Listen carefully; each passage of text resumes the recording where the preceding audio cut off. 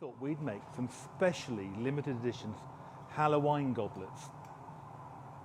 I've just seen everyone grown there, or Halloween goblets, but they're going to be based on a very old design that we used to do called fireworks, which are my favourite designs. So what we're going to do is we're going to make black goblets. Now I know they're not going to be very commercial, we don't care. But if you'd like to send us in your scariest cocktails, then we'll try them all. Well, Johnny will try them all anyway, and I might try some of them. So here we go. So we're going to make a black inside cased glass. Now, this design comes from 1 year when my daughter, who was 21 last week, was about, we think, 7, and she had a really bad cold, and we couldn't let her go to firework displays, and she was very upset. So my wife took my son to the firework display in Hatch Beecham, and the minute they'd gone, I wrapped my daughter up in blankets, and we got loads of fizzy drinks and sweets and drove to a hill where we could look over where all the fireworks were, and it was one of those beautiful evenings of my life. Sitting in the front of my truck, you couldn't hear all the noise apart from the occasional whingy puff, and see all the fireworks going off in front of you, and it was absolutely lovely. You ready? I'm ready, and that's where this design comes from. So there you go. So my skillful assistant here has brought me the colour. This is the inside case. And turn. All right. Please see me. See me. Not please see me.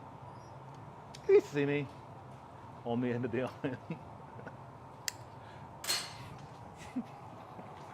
So they're technical terms.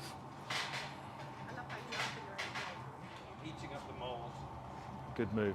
Right, so now, if you look on the marver over there, there's some silver mica. So what I'm going to do, this is a black bit of glass on the end of my iron. I'm just going to peter it out a little bit, and then I'm going to roll it over this mica. And so you get the stars. There, see?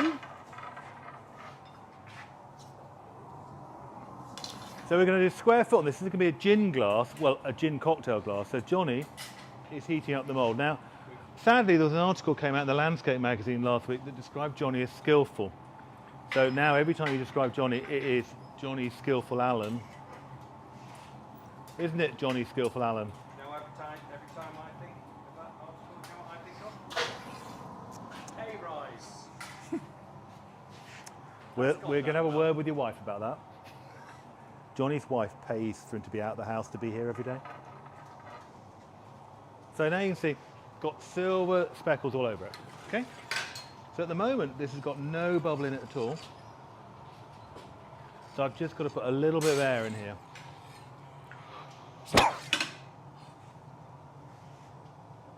So I've now got a little bit of air in there. It's just grown a little bit, hopefully. I'm going to do it again. There. Right, so I'm now going to get some more clear glass on top of this.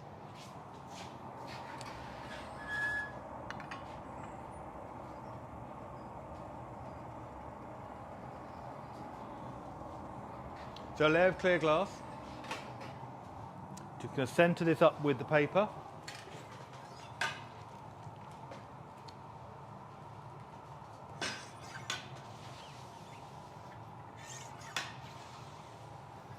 And then I'm going to roll this into, we've just put out some very small bits of colour here. And these are symbolising the fireworks going off in front of you in green and red.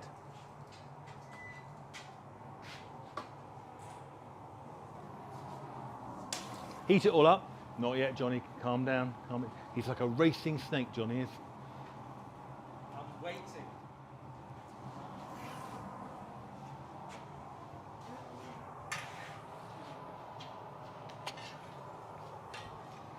So if you look at it now, you can see it's very orange, even though it'll turn out to be black.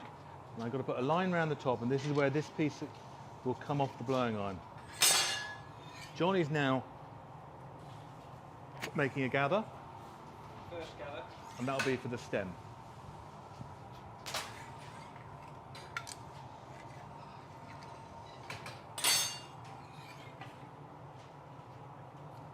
And if you look at my goblet bowl now, you can see it's getting a lot darker as it cools down. It's still 700-800 degrees minimum. So when we talk in glass making in terms of something being cold, in reality it's probably still at about 750, 800. So you can see it's getting blacker and blacker, and you can see the silver mica coming through. Okay, Johnny, when you're ready. Here it comes.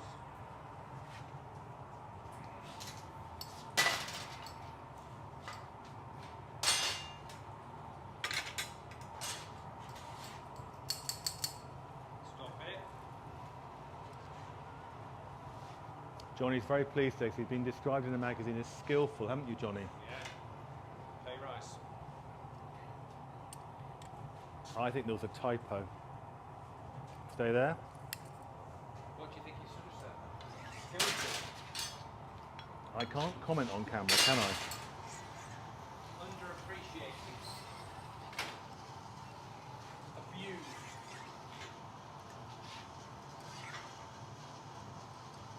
Anything else you want to add to that? They got stop there.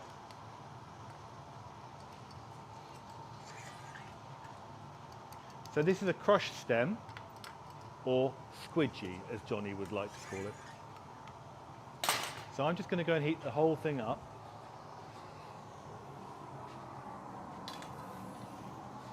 Still in the game. What are you looking at? Checking that that's going to be it's ready to be hung. So if you look here, the stem's still quite hot. If I don't turn, it's moving. So I'm going to cool this down with an airline. I'm now going to flash the whole thing over once more. I don't want it to drop off again.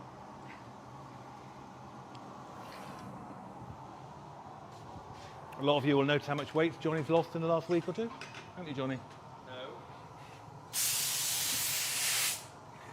Drinking my father's wine collection. That was a bit naughty of you, all that red wine. So this gets hung up here.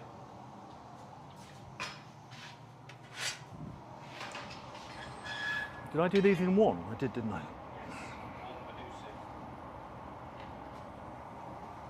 So this is the foot, going to be the foot. This gets dropped into our little square mould here, scrape down quite quickly, put in there, and I just centre it up a little bit. That goes in there, and then you can see Johnny making the foot here. Hang on, hang on. We flip it over, pushed our goblet stem down into it, and go and flash the whole thing over. So now we've got effectively all the goblet made. You ready for a... Well, give me centre up. So I've just got to centre this foot up. So I'm pushing it back over to cool it down, centre up the middle of it, and then I've just got to put the jacks on it and take it back across. Now, we really like the heft of these and how they look. But because they're square, you just have to grind them afterwards just to make sure they stay completely straight. So you can see now the bowl's completely black with little starry speckly things in it. Johnny skillfully brings me the punty and I put it in the middle there. This iron's got to line up with that iron. Just going to check the foot's reasonably okay. It is. And now I'm just going to run a cold file around the line. You can see really close, you can just see the colours starting to come out from those little colours on the marver. And that comes off there like that. So now, can we get... I don't know whether you can just see the hole at the other end. So we've got a small hole at the other end of the glass. Now this iron should be completely in line. If I've blown the whole thing properly and I've got a good assistant. Never mind. Yeah, that's where it goes wrong really sometimes. So now I'm just going to heat up the top. So what we now got to do is we've got to open up the top. Now, with a gin glass, you don't want to open it up straight. You've still got to leave a slight curve in it, which causes you a few issues when you're opening it up. but we'll see how we get on. So now the top of it's hot. You can see it's gone back to being orange again. So I'm just going to centre it up around the side there. Johnny's going to come over with a board. Put the jacks in the end. Off. And generally we use 2 reheats to do this. Yeah, 1 more reheat I think. That the top's not.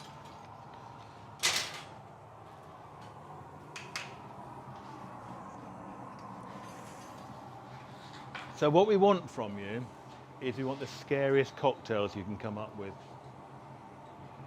We haven't come up with very many good ones at the moment. The zombie, Yeah. well done. 2 taps of rum, fruit juice, killer zombie.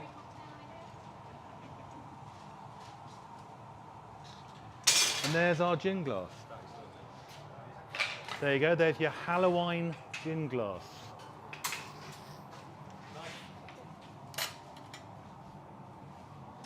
That nice cut many a throat.